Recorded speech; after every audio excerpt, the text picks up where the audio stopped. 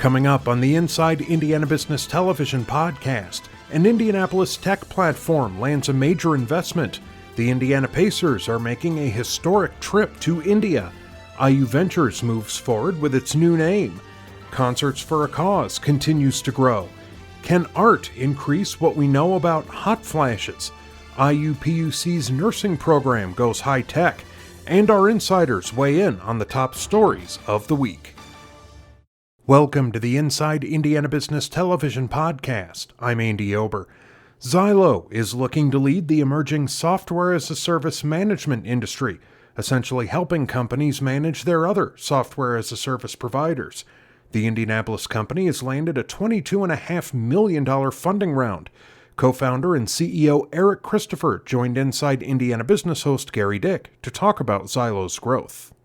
First of all, the number, $22.5 million, one of the largest Series B rounds ever in Indiana. So the size of the round was big, but also the firms and the investors participating. Yeah, in this particular recent funding milestone, having Menlo Ventures board member Matt Murphy is going to join is really a testament to what we're building in Indy. And their experience in building cloud companies is unmatched. And it's actually the second Bay Area firm that's led our funding, even Bessemer Ventures, which is another great firm as well. So it's really less about the amount of the funding and more about who's behind it. And I love to use the example that Menlo actually led Uber's Series B. So these are types of investors that think big, think long term, which I'm really excited about as CEO, to have people that kind of believe in a long term journey. Obviously, they're impressed with the model. Give us the kind of the layman's term, if you will, in terms of Xylo and the business model. So we call ourselves a SaaS management platform. That's for software as a service, where that is really the new delivery model, or the delivery model for software into businesses. And because companies use so many, the average business we work with uses 300 to 400 software subscriptions to run their business. It's really difficult to manage costs, measure employee productivity. So we help IT leaders get control of that for their company.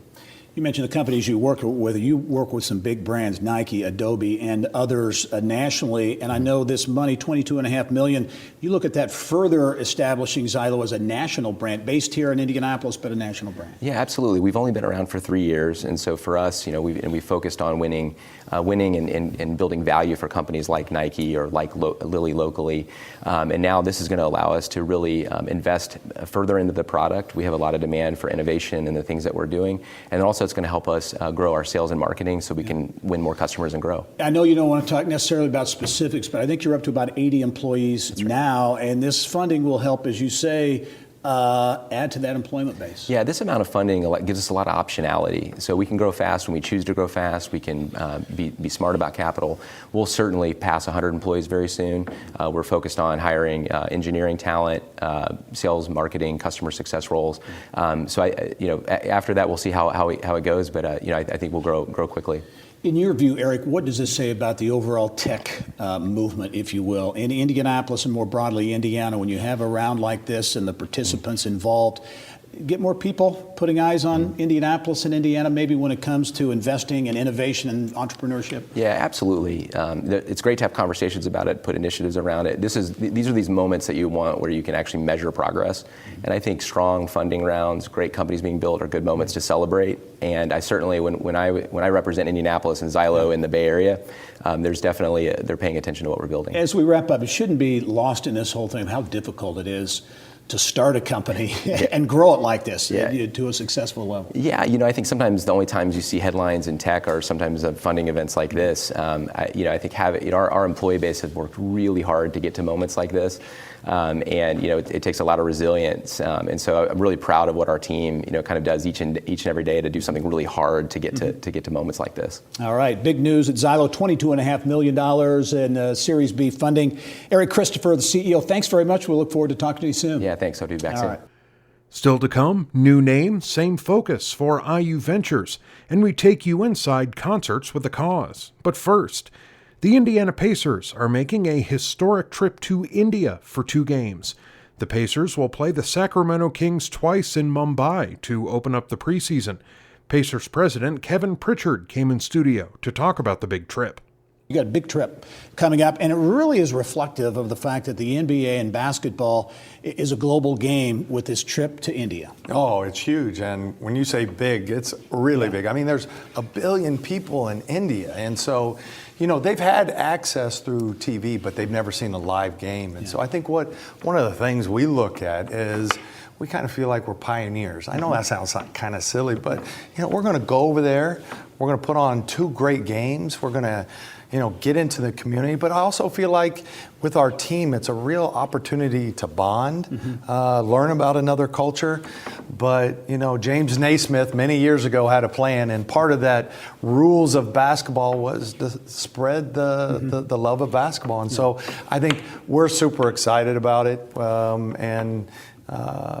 You know, we think we're going to put on a great show. Yeah. 2 games. Yeah, so the Pacers and by extension Indianapolis getting some visibility as well. You mentioned the team, a lot of new faces. Yeah. And as we were talking off camera, you're really excited about the makeup of this team. I really am, because what happens in every single year, the guys come in early and they start playing pickup games. But you're seeing some leaders emerge. You know, it's obvious Malcolm Brogdon is a major leader. But TJ McConnell's come in here. Justin Holiday's come in here. Goga, we're looking at the... And Goga, we really think highly of Goga. He's tough, and he had a great European stint, and I would not be surprised if that rookie plays quite a bit. Yeah, a lot of excitement. There will be a lot of excitement around the team. Increasingly, there's this excitement around Bankers Life Fieldhouse. You know, with the St. Vincent Training Center that you've put up there, changed the landscape outside of Bankers Life. Now you've got big plans both inside and outside the arena to really change the look and feel. Well, it's interesting because 3 or 4 years ago, we looked at, you know, bringing in big-time recruits and big-time free agents, and we struggled a little bit. It was hard to get them here. And we brought in Malcolm Brogdon, who was a top 5, top 8 free agent. He was our guy that we were going to go after. He walked into the practice facility, went into the arena, and he knew how hard it was to play in that arena, but he looked at the practice facility, and it was a difference changer. And so from a recruiting standpoint, for me, you look at the building, BLF, you look at the practice facility, and then how that's growing out there. It's beautiful, and it's great to see that growth. I live downtown, and I'm watching it grow as we speak. Yeah, it really is changing the look and the feel. And Bankers Life Fieldhouse, I know Jim Morris has talked a lot about it being this center, this hub for the state of Indiana for entertainment and activity and those types of things. Now we're really beginning to see physically the whole area change. So the vibe at games will be different, potentially, I think, with all these changes. I think what will happen, too, is you're going to look at people coming earlier, and I think you're going to see people staying later in the downtown area. I think that's a good thing, and if we have good teams and we show good kids growing up and watching them develop, and then and being around that is awfully fun. All right, we'll wrap up. So the big trip to India is, what is that? Is that next week? We leave next Tuesday. Okay, good. 20 hours, I think, That's on the long flight. That's going to, but you know what? One of the things we're going to do is we're going to really try to do a good job of bonding on that flight. We're going to talk about each other. We're going to have some videos, and we're going to make it a fun trip. Good. Kevin Pritchard, the president of the Indiana Pacers. Certainly a lot going on with the team and around Bankers Life. Thanks for joining us. Glad to be here, Jerry. All right.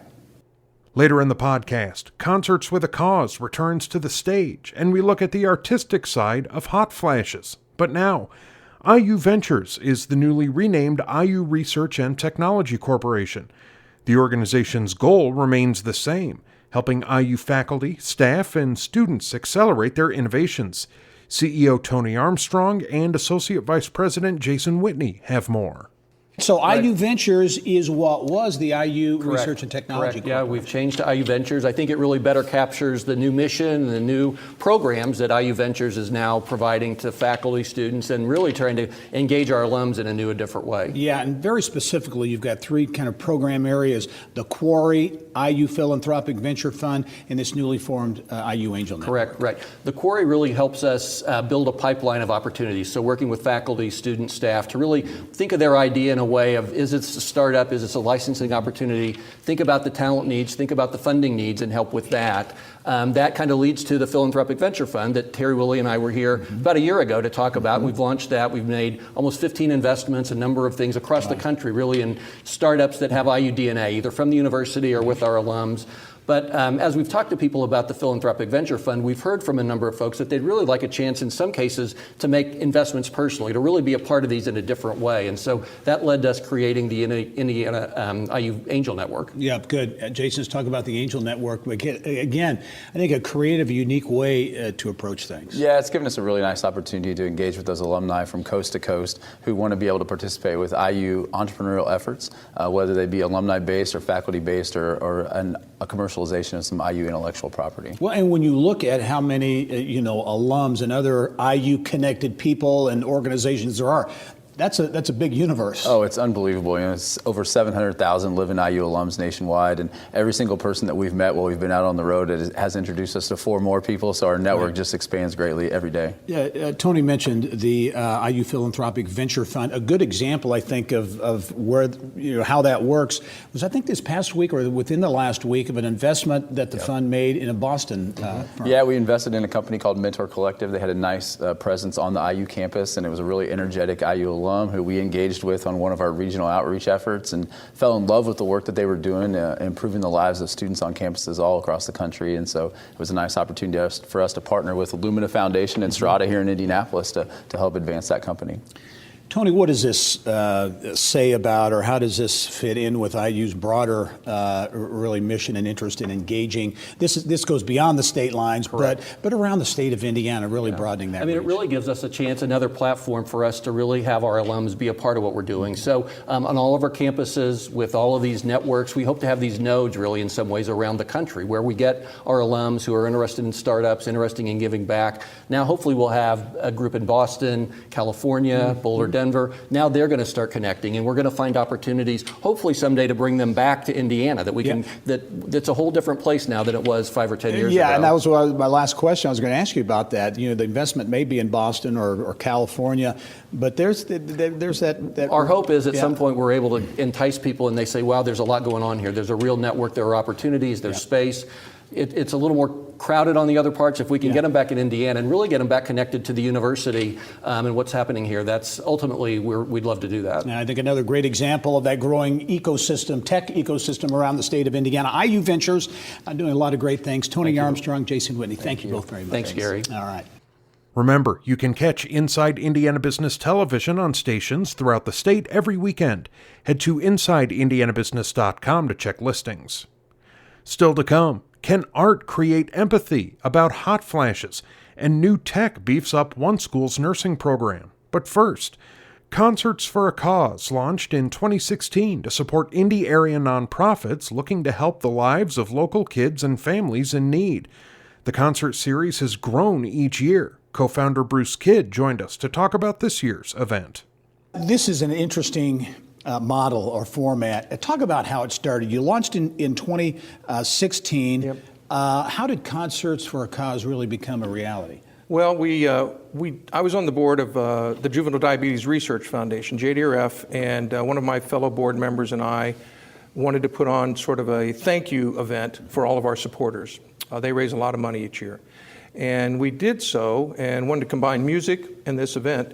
And it sold out with 200 people. And it was really fun. And as we were leaving, one of the guests came up and said, I think you have an idea that maybe could be interesting to help other not-for-profits. So Steve Neely and I decided to give it a shot back in 2016. And we did it all. The first year, we did the staging, we did the sound, we did the refreshments, we did everything. And we've grown it in the last 4 years to where it's a pretty big production now at the Lucas Estate. And it's grown a lot. And the beneficiaries are not the big nonprofits. No. You really focus your efforts. Yeah, I've served on some big not-for-profits that raise a lot of money, and I've also served on some small ones. And the small ones are doing great work in our community, but they have resource issues, and we wanted to help them. Small local not-for-profits that are doing great work in our community. And our donation of $25,000 or $30,000 makes a real difference to them. And so that's what we focused on, and we've been very pleased with the quality of the organizations we've been able to support over the last 4 years, and we've already signed up 4 for next year. And is a nice, interesting mix of music and charity, if you will. And there are those who attend. They go for the music, but they also like the fact they're supporting something. There's no question. You know, we're fortunate that we have the Lucas Estate hosting these, which is a fabulous venue. We have terrific local artists that open our shows, and we have national artists that maybe you haven't heard on the radio but are incredibly talented. I tell people all the time, think about John Mayer before he was well known. It's those kind of artists that are coming to play. So it's a quality evening. But at the end of the day, most people come because they want to give back to the community. You've been here as long as I have. And this is a fantastic community for supporting those in need. And we've been just really gratified with the response. Very quickly, we're about out of time, but talk about your next concert and then also a special concert to mark 5 years. Yeah, the next event's October 19th. Anybody that wants to find out more information, all you have to do is Google Indie Concerts for a Cause, and you'll find out all about it. October 19th. We have a fantastic singer from the Atlanta area coming to sing. She's Carole King, today's version. And then next year, we'll do 4 more events. Finally, in October is our 5th year anniversary at the Vogue. Concerts for a Cause, great effort. Bruce Kidd, thanks for joining us. You're welcome. All right. Later in the podcast, virtual reality comes to an Indiana nursing school, and we get perspective on the top stories of the week from our panel of insiders. But now, an educational art exhibit created by an IU School of Nursing expert at IUPUI has been shown to make people more knowledgeable and empathetic about menopausal hot flashes. Janet Carpenter created the Hot Flashes Cool exhibit to refute myths and spur dialogue. She joined Kylie Valletta in the business of health. So professor, artist, kind of an interesting combination. Tell us how you became interested in hot flashes and how that sort of manifested itself into an art exhibit. So hot flashes affect about 3 out of 4 women. And I was working with breast cancer survivors, and they have a more severe menopause. So I got really interested in the symptom. There wasn't much research on it, so I started doing research on the symptom. And then a few years ago, I got invited by a national group of experts to lead a group writing, kind of summarizing the evidence around what can we do for hot flashes? What can doctors, nurses do to treat hot flashes? So we wrote this really great paper that ended up in one of those dull scientific journals. And I thought, I need to get this information out to women. So during my sabbatical, which is a break from the university, I thought up this art exhibit. And I started by sketching some of my ideas, some of what I know about the science of menopause. And a friend pointed out to me that I was developing an art exhibit. And then it's just kind of taken off from there. So tell us about the art exhibit. It's called Hot Flashes, Cool. What are the pieces like? What do people see when they go to the exhibit? So it's designed, we've kind of built this as something that people could walk through. And right now it's concept art. So we have a lot of graphics of what the exhibit will look like when it's built full size. One of the pieces shows where women experience hot flashes on their bodies. So women in different cultures experience hot flashes differently. Women in Bangladesh feel them on the top of their head. Women in Mexico feel them on the back of their neck. And women in the USA and Europe tend to feel them on their chest, to their neck, to their face. So we've used flowers to show blossoming, blooming naturalness of hot flashes. So it's educational in that it shows women that these are experienced differently. There's a lot of individual variation in the symptom, but it also kind of debunks this myth that hot flashes are horrible and terrible and something to be treated, that they're really kind of a normal, natural part of aging as well. And really unique too, I think there's a little bit of music involved, so different things. There is, yeah. So the music, we have a little device that women wear on the skin of their chest, and it measures how many hot flashes they have. And so women can wear this during the day and at nighttime, and it gives us a really good recording of how many hot flashes they have, so that when we give women a treatment, we can really see if that treatment has worked. And so we took these waveforms that look a lot like musical waveforms, and one of our professors at IU, Michael Drews, he composed original music from these waveforms. So again, it's another way to show that hot flashes are real and another way for people to experience them. One of the things about the exhibit is it's designed to educate women and men. And so one of the things men struggle with is they don't understand what they are. They've never felt it. They can't really experience it. So I think seeing them visually and then hearing the music is one way for them to hear about it. So you mentioned some of it's concept art still. The key thing you need is funding. Tell us about that effort to make this a reality. Yeah, so we've had some funding from one of the pharmaceutical companies to get people's feedback about the concept art and hold viewing events.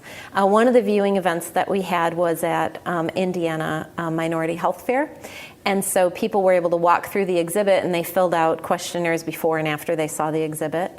With some of the other funding that we've had, we've actually sat down and had focus groups with people. So we've improved the art. We've made sure it's understandable and that our messages are clear. And we've also gotten feedback about how people might respond to the exhibit. So we think we have a really great concept at this point. And we're looking at funding both to build it full size or to put it on the web and make it something that would almost look like a game that people could walk through virtually and experience that way. And I think with it being more of an electronic resource, it'd be more accessible to people. We have the exhibit in English, Spanish, and Arabic too. Wow. So we've really been able to show it around the city really well. And it's been as far as San Diego and Vancouver, Canada. Very good. We put up some upcoming showcases of the exhibit. Good luck moving forward. Thanks for being here. Thank you. Still to come, our panel of insiders weighs in on the top stories of the week. But first, the nursing program at Indiana University, Purdue University, Columbus has recently added virtual reality software at its simulation lab. The software's manufacturer says IUPUC is the first nursing school in the nation to use the technology. Executive Director of IT Services Bill Fields and Director of Regional Healthcare Pipeline Carrie Shaver talked about the addition in our ION Education segment. Bill, I'll start with you. This whole idea of using virtual reality in this nursing setting, IUPU Columbus, really a trendsetter in that regard. How did it come about? How did this begin? So IUPU Columbus was using mannequins to do simulation. And those are very pricey and very, very hard to maintain and once their life cycle ends. So it becomes really cost ineffective to maintain those. Mm-hmm. So we were looking for a way to not only keep the cost down, but yet really provide a simulation environment for the students that allows them to learn in a safe environment. And we looked all around. We eventually found SimX AR, which is a simulation software company, and they do virtual reality. And it was the ability to use cutting edge technology in that simulation environment. Yeah, Carrie, talk about how you've integrated virtual reality into the curriculum. Some of the things that are used and how students, nursing students, really engage with VR. Well, thank you very much, Gary. We integrate it into the curriculum by including simulation in all clinical courses. Generally, the virtual reality is used for progressive simulation. Students start in the skills center, learning those foundational tasks, practice with the VR, and then go into another simulation where they engage with an actor, a standardized patient, and continue to apply those skills in a safe learning environment outside of the clinical setting. Yeah, lots of opportunities, I assume, to use VR in the classroom. One of them, I kind of touched on this in the introduction, and that's with the opioid crisis that obviously is affecting much of the state of Indiana, many other states as well. How is virtual reality used in that regard? So for our junior nursing students, for example, they have the opportunity to interact with a opioid-addicted mother who has a newborn, and it's about providing care in a respectful way, and also being in a very stressful environment. The babies have a very high-pitched, loud shrill that can be heartbreaking and difficult to listen to. So having that experience first and learning how to communicate with respect and to develop and understand the patient and develop that empathy is really important. Yeah. Bill, as you look at this and, as a university, IU globally, I'm sure wants to stay on that cutting edge. this, I won't call it an experiment, but using virtual reality in this regard, does this lead to kind of those next steps? And how do you continue to invest to kind of stay ahead of the curve? So we're continuing to look for new ways to use this technology. Mm-hmm. So one way is the augmented reality that has been talked about.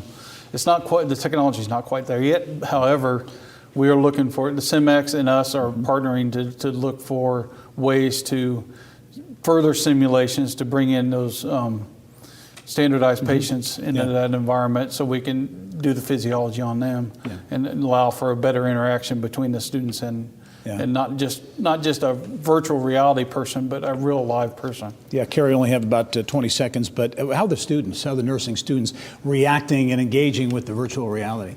They love the experience. It's a safe learning environment. Again, they get to practice how they would behave, how they would act in high-risk situations in a safe environment. So it really supplements the curriculum. All right, the nursing program at IUPUC Columbus, really cutting edge in the nation in terms of using virtual reality and now augmented reality on the way too. Bill Fields, also Carrie Shaver. Thank you both for being here. Thank you. All right.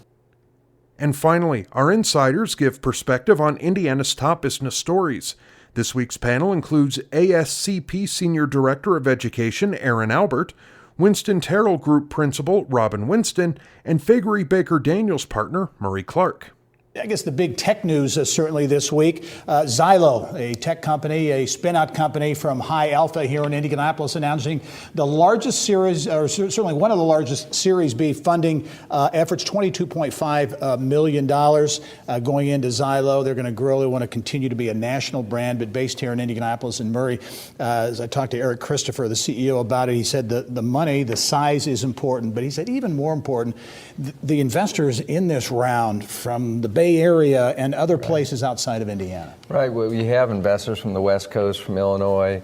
High Alpha was one of the, I think, early recipients of next level funding. I think this is meaningful, and it illustrates kind of the ecosystem of technology and investment in the state is growing. Yeah. How about that ecosystem? Because Murray brings up what I think is a very important point, is that ecosystem continues to grow. It didn't really used to be here, but now everywhere you look, whether it's co-working space or venture capital support groups, whatever the case might be, it's out there. Yeah, and it's only going to explode in growth. There's definite demand for technology workers as we move forward. We definitely need to pull in those funds and resources and companies. And, it's great that they're on both coasts, but it would be even greater if they were here in the Midwest. Robin, can Indianapolis be that Silicon Prairie? They talk about, because you talk about the advantages here, cost of living, cost of doing business, cost of talent, all those kinds of things. Right. And with this ecosystem, is that? And tremendous institutions like Purdue and Butler around us, I think it can be. We're a great location. What you're seeing now is more of an investment in people. Used to be we were chasing smokestacks. We're chasing, machinery. Big plants. But now we're chasing things that engage people, and I think it's going to be great for this community and for Central Indiana. Yeah, and another example, I think, Murray, of that ecosystem, IU Ventures, used to be IU Research and Technology Corporation, changed the name to IU Ventures. Think about this angel network that they've created where they're investing in startups, in companies, making investments in and outside of Indiana, but the key is they've got to have an Indiana University connection. Right, so that is an interesting adjustment, right, for IU, but the funding criteria that's important here is that the recipient has to have a connection to IU, and that's been, with this latest $500,000 grant, that's the case, even though it's a company headquartered in Boston. They're IU graduates that started it.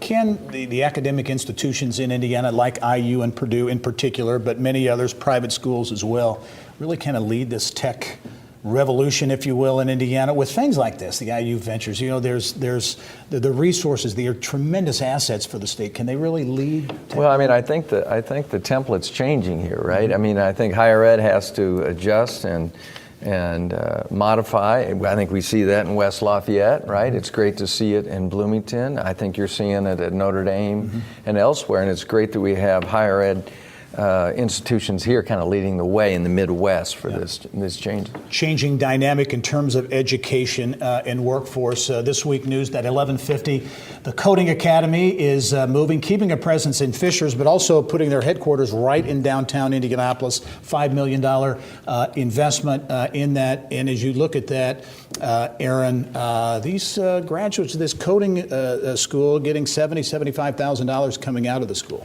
Yeah, it's a phenomenal story. I love that we have this educational opportunity available to our workforce.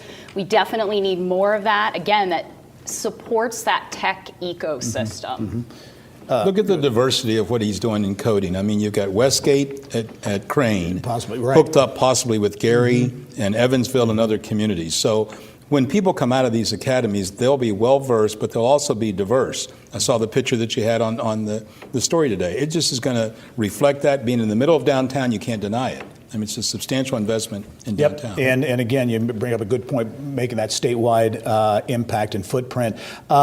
Speaking of statewide, going to the northern part of the state, South Bend, and Robin, I'll start with you on that. The Renaissance District news this week, we reported on that developers there say, hey, we're making progress, we're getting funding.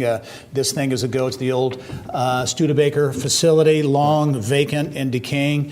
Could be a kind of a tech center. Well, and it used to stand alone by itself as a building that had just basically been abandoned. They made it a priority, did the retrofit of it. It's been a catalyst for growth downtown. I like the fact that the director said he saw something that he really wanted to make an impact in. And now it's moving more and more. Now it's going to become more people-centric on the next development phase of it. About a third of that building is occupied. The rest is going to become more people-centric. And you're, Aaron, a South Bend native, right? So you remember riding your bicycle, right? By the old... driving past it because it was downtown and it was a completely abandoned building. So shout out to all my friends and colleagues in South Bend still. This is a sweetheart story because that area of the city was really kind of desolate for many decades. So I love that they're infiltrating with more tech opportunities in that corridor. Another South Bend story, South Bend Airport responding to growing numbers, investing in some infrastructure improvements. They say they're on path, I think, to have maybe a record year passenger-wise. Yeah, I mean, South Bend definitely needs, I think, more of that supporting infrastructure. Airport is definitely one of those things. I mean, we have a phenomenal airport here with IND in Indianapolis, but we need more connectivity points to the rest of the world to be a global powerhouse. In northern Indiana, Elkhart, that area, that region, the RV capital of the world, been a lot of focus there. The Wall Street Journal did a big piece on declining shipments out of Elkhart being a precursor maybe to recession. You think there's... Well, yeah, and you knew that was coming, right? If their sales dropped this much, right, it was, here we go. That's right. And it is a reasonably good indicator. I will say there's still economic activity in that industry up there. You saw earlier this month, Winnebago bought Newmar, which is a high-level RV manufacturer out of Napanee. So, and that was a purchase earlier. So there is still economic activity up there and investment. Murray, I'll give you the last one very quickly. The Pacers are headed to India, proof that the NBA is really becoming more of a global kind of sport. But interesting, the Pacers, big improvements in Bankers Life Fieldhouse and outside of Bankers Life Fieldhouse, the new training center as well. They're really leading a transformation of that area around Bankers Life Fieldhouse. Well, yeah, they're an anchor institution in that area, and that quadrant of downtown has come so far, and they're vitally important. Murray Clark, Aaron Albert, also Robin Winston. Thank you one and all for being on another edition of The Insiders. That wraps up this week's Inside Indiana Business television podcast. Remember, you can find all of this week's TV segments as well as the top business news from throughout the state at InsideIndianaBusiness.com. While you're there, you can also subscribe to our platform of free e-newsletters. This is Andy Ober for Inside Indiana Business.